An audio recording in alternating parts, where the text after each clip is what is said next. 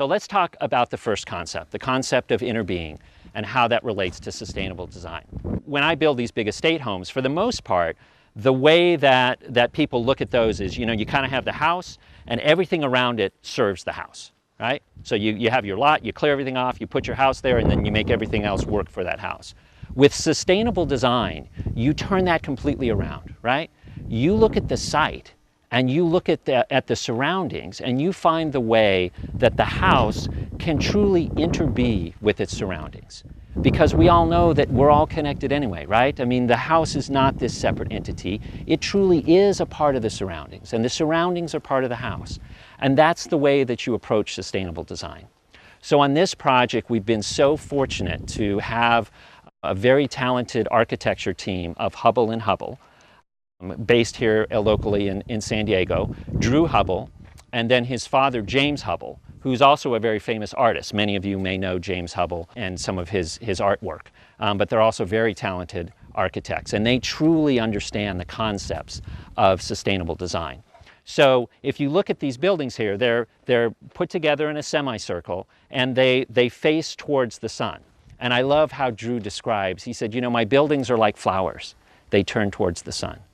And the reason for that is during the winter months, like now when it's cool, you want that wonderful warmth from the sun. And so when the sun is low in the horizon, what happens is, if you notice, we have windows and they all face this direction. And the largest windows, like this window right here, you see how big that window is. That's intentional, because what we want is we want this wonderful warmth from the sun to come in and warm these buildings during the day. And then at night, we have this super insulated structure. Once the sisters close the doors, that warmth will stay inside these structures. Also, the way that the roof is orientated as well, because during the summer, when it's hot here, the sun is more directly overhead, and that's why Hubbell and Hubbell designed these buildings with metal roofs, because the heat from the sun will actually reflect off during the summer months. The buildings are also situated to take advantage of the wonderful breeze that we get, the coastal breeze that comes up the valley here. So you'll notice that there are clear story windows above many of the doors here. And the reason for that is during the summer when things are hot, at night when things cool off, the sisters can open those clear story windows. The hot air will escape. That wonderful cool breeze will come in.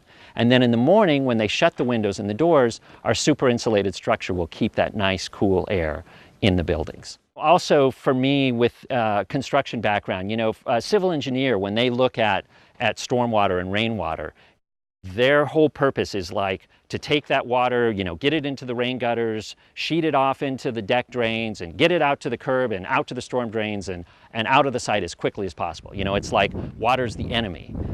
And here we don't look at it that way, right? I mean, we all know, we're from Southern California, water is like gold, right? It's precious.